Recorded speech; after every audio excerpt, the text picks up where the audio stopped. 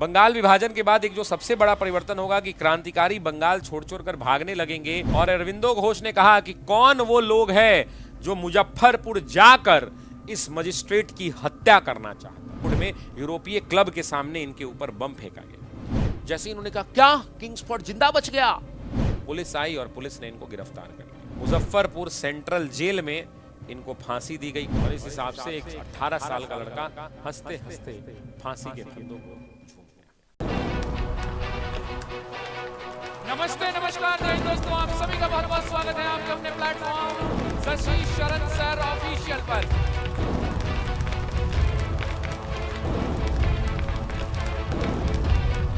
साथियों, एक नए चैनल पर मुलाकात हो रही है, एक नए ऊर्जा के साथ।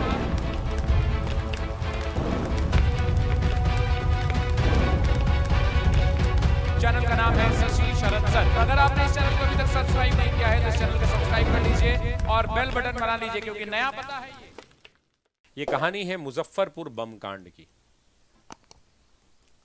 मुजफ्फरपुर बम कांड की आप सभी जानते हैं कि जब बंगाल का विभाजन होगा तो ये जो बंगाल है ये 1905 में बटेगा।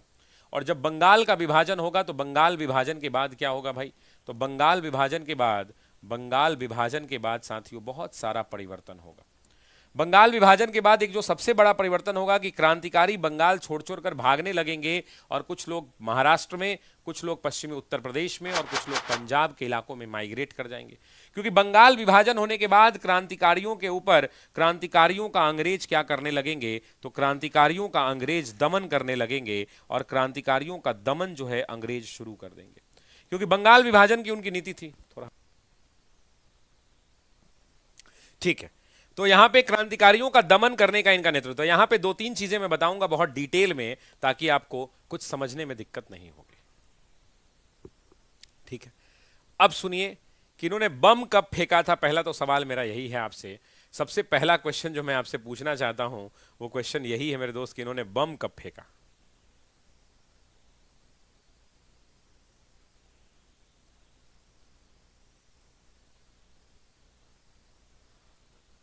मेरे एक भाई कह रहे हैं कि सर 30 अप्रैल, बार बार कॉपी पेस्ट कर रहे हैं, क्या 30 अप्रैल सही है? चलिए बातचीत कर लेते हैं, आइए शुरू करते हैं। मुजफ्फरपुर बमकांड की कहानी क्या है? मुजफ्फरपुर बमकांड की कहानी क्या है?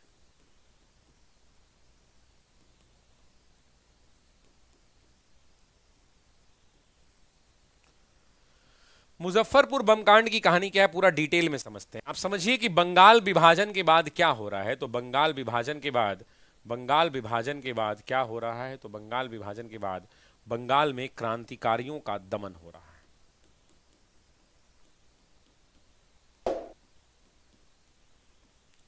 और जब बंगाल में क्रांतिकारियों का दमन हो रहा है तो दमन कौन कर रहे हैं, तो बंगाल के अंदर में एक मजिस्ट्रेट हैं, बंगाल में एक मजिस्ट्रेट हैं और उस मजिस्ट्रेट का नाम क्या है, तो किंग्सफोर्ड नाम है। किंग्सफोर्ड, ये किंग्सफोर्ड मजिस्ट्रेट जो है बंगाल में लोगों को बहुत मार पीट रहा है। तो भाई अंग्रेजों के लिए तो ये अच्छा ही काम कर रहा है ना, ये अंग्रेजों के लिए बुरा काम कर रहा है कि अच्छा काम कर रहा है? अगर कोई पूछे आपसे कि अंग्रेजों के लिए ये कैसा काम कर रहा है, तो अंग्रेजों के लिए तो ये अच्छा काम कर रहा है ना भाई। अहरार आंदोलन बताइए, देखो यार मुझे मत छेड़ो, मैं बार बार बोल रहा हूं, मुझे छेड़ोगे चाहे आप नोनिया पूछो, जितना आंदोलन पूछ लो मैं सब बता सकता हूं। सिद्धू कानू का संथाल पूछो, अहरार पूछो, बिरसा का नारा पूछो तो नारा भी बताऊंगा। तो मुझे जितने आंदोलन तुम पूछ सकते हो उतना आंदोलन मैं बता सकता हूं। मुंडा, उलगुलान के पहले कौन सा आंदोलन, ताना भगत, खेरवार, भूमिज, कोल हो, जितना मेरे से पूछोगे उतना मैं आंदोलन तुमको, चेर, तमार, जितनी जनजातीय विद्रोह है ना मैं सारे विद्रोह पढ़ा सकता हूं। मुझे कमजोर मास्टर मत पूछना, मैं तैयारी वाला मास्टर, पढ़ लिख के आया हूं। सुनो, ये जो किंग्सफोर्ड साहब हुआ करते थे, इस किंग्सफोर्ड को जो है अंग्रेजों के लिए तो अच्छा कर रहा है, यहां पे क्रांतिकारियों को मार रहा है, तो इस किंग्सफोर्ड को प्रमोशन दे दिया गया। और प्रमोशन होने के बाद इसको कहां ट्रांसफर कर दिया गया, तो इसको मुजफ्फरपुर का जिला मजिस्ट्रेट बना दिया गया, न्यायिक दंडाधिकारी बना दिया। जब ये आदमी मिला मजिस्ट्रेट पहुंचा तो कलकत्ता जैसे ही खाली हुआ, ये आदमी कलकत्ता से इसका ट्रांसफर हो गया। और कलकत्ता से इसका ट्रांसफर कहां हो गया, मुजफ्फरपुर। तो कलकत्ता से जैसे ही ट्रांसफर हुआ वहां के क्रांतिकारियों ने बैठक बुलाई और युगांतर समिति की बैठक हुई वहां पे। युगांतर समिति एक संगठन है और उसी युगांतर समिति ने, युगांतर समिति जो है, युगांतर समिति की बैठक हुई और उस बैठक को लिया किसने? तो उस बैठक को लिया अरविंदो घोष ने। और अरविंदो घोष ने कहा कि कौन वो लोग हैं जो मुजफ्फरपुर जाकर इस मजिस्ट्रेट की हत्या करना चाहता है। वो बोला कि कौन जाएगा जो मुजफ्फरपुर जाकर इसकी हत्या करेगा, किसका खून खौल रहा है। तो जब अरविंदो घोष ने बोला कि किसका खून खौल रहा है, कौन जाकर बदला लेगा इससे, मुजफ्फरपुर जाकर बदला लेना है, इसकी हत्या करनी है किंग्सफोर्ड की, तो दो लोग अरविंदो घोष के नारे पर खड़े हुए। एक का नाम था खुदीराम बोस, एक का नाम था खुदीराम बोस और दूसरे का नाम था, दूसरे का क्या नाम था? तो प्रफुल्ल चाकी नाम था। इन दो लोगों ने कहा कि साहब हम जाएंगे और हम जाकर इसकी हत्या करेंगे। ये दोनों वहां पहुंचे, प्लानिंग किया और इन दो लोगों ने मिलकर, इन दो लोगों ने मिलकर इसकी गाड़ी पर बम फेंका।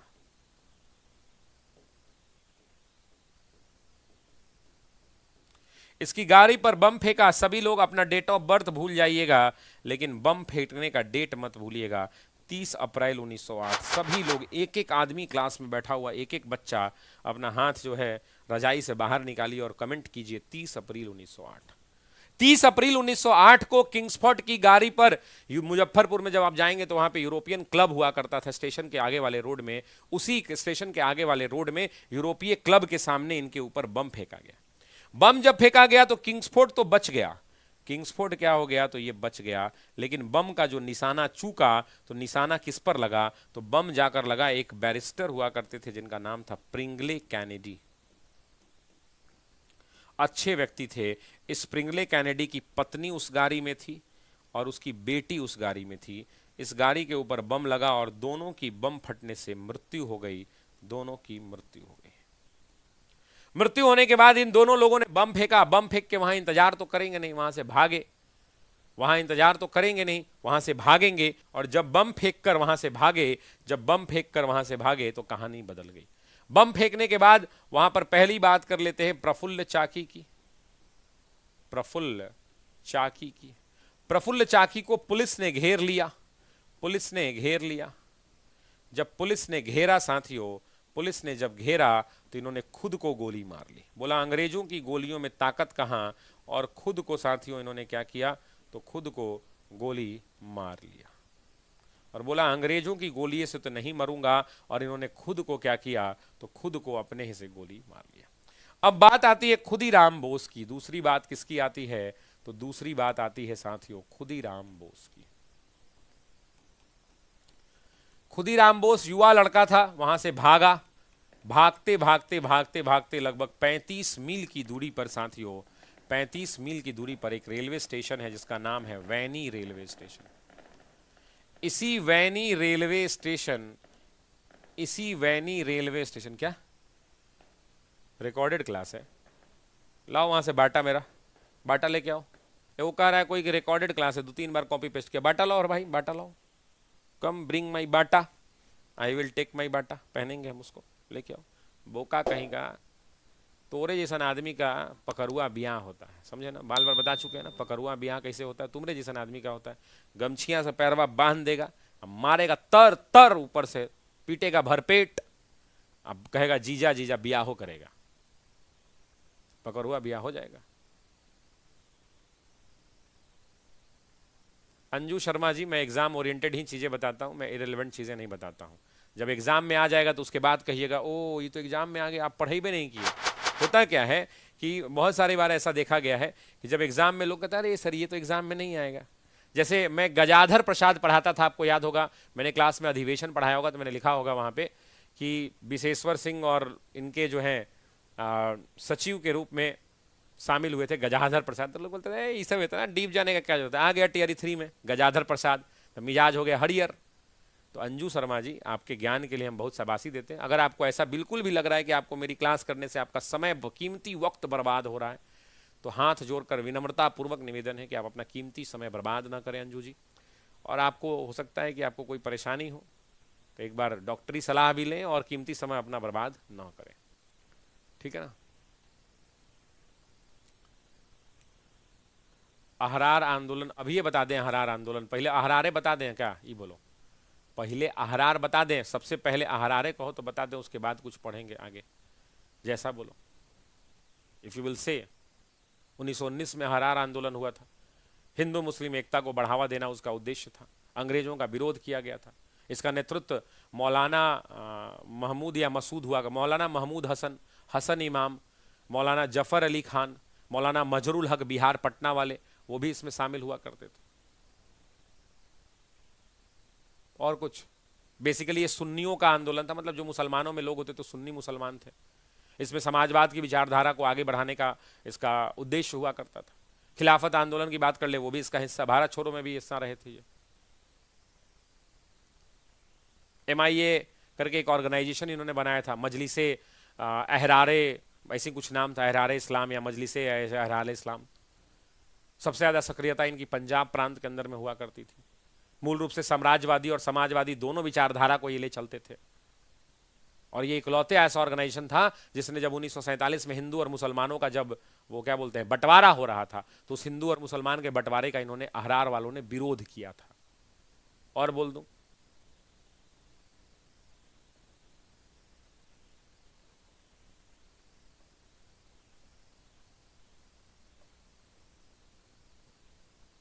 अब ना मैं भी अब वैसे ही करूंगा जैसे बाकी लोग करते हैं। खैर चलिए, वैनी रेलवे स्टेशन ये पहुंचे और थक के वहां पे ना रेडियो निकाला उन्होंने। रेडियो निकाल के ऐसे कान में लगा रहे थे रेडियो को कि सुने कि क्या न्यूज आ रहा है न्यूज़पेपर पर, क्या न्यूज आ रहा है, न्यूज मतलब न्यूज चैनल पे ये रेडियो ऑडियो चलता था। तो उन्होंने जैसे ही निकाला तो उसमें खबर आया कि जो बम फेंका गया था किंग्सफोर्ड पे, उनको बम नहीं लगा और वो जिंदा बच गए। जैसे उनको पता चला, ओ माय गॉड, जिंदा बच गए, तो इनके मुंह से आवाज निकल गई। रेलवे स्टेशन पे से रेडियो लगाए हुए थे, आवाज निकल गई, क्या किंग्सफोर्ड जिंदा बच गया। जैसे ही इन्होंने कहा क्या किंग्सफोर्ड जिंदा बच गया, ये बात जैसे ही इन्होंने कही तो अगल बगल के लोगों ने सुन लिया। और जब अगल बगल के लोगों ने सुन लिया तो वैसी परिस्थिति के अंदर में लोगों ने पुलिस को इन्फॉर्म कर दिया। पुलिस आई और पुलिस ने इनको गिरफ्तार कर लिया, अरेस्ट कर लिया। और जब पुलिस ने इनको अरेस्ट कर लिया तो उसके बाद इनको फांसी की सजा हुई। और फांसी इनको कब पड़ी, ये डेट आपको पता होना चाहिए, 11 अगस्त 1908 को मुजफ्फरपुर सेंट्रल जेल में इनको फांसी दी गई। कहां दी गई, तो मुजफ्फरपुर सेंट्रल जेल में इनको फांसी दी गई। आज़ादी की लड़ाई में, आज़ादी की लड़ाई में एग्जाम में पूछेगा कि आज़ादी की लड़ाई में फांसी, आज़ादी की लड़ाई में सबसे कम उम्र का, सबसे कम उम्र का, आज़ादी की लड़ाई में सबसे कम उम्र का लड़का, कम उम्र का लड़का जो हंसते हंसते फांसी के फंदों को झूल गया, वो कोई और नहीं बल्कि खुदीराम बोस हुआ करता था। और उसके बाद सरकार ने क्या किया, तो इनको इनाम दिया। वैनी रेलवे स्टेशन का, वैनी को क्या कहते हैं, तो आज के डेट में पूसा कहते हैं, समस्तीपुर में ना पूसा, तो इसका नाम बदल के कर दिया गया खुदीराम बोस पूसा रेलवे स्टेशन। इसका नाम बदल के क्या कर दिया गया, खुदीराम बोस पूसा रेलवे स्टेशन। और इस सेंट्रल जेल का जो नाम है, इस मुजफ्फरपुर सेंट्रल जेल का नाम भी बदल के कर दिया गया खुदीराम बोस सेंट्रल जेल। और इस हिसाब से एक 18 साल का लड़का हंसते हंसते फांसी के फंदों को झूम गया। ठीक है, हाँ, एक बार विदाई दे मां, पीताम्बर दास की ये पंक्तियां हैं। पीताम्बर दास ने यहीं पर लिखा, पीताम्बर दास ने यहीं पर लिखा था, एक पंक्ति लिखी थी इसके बारे में, बंगाली भाषा में है, एक बार विदाई दे मां।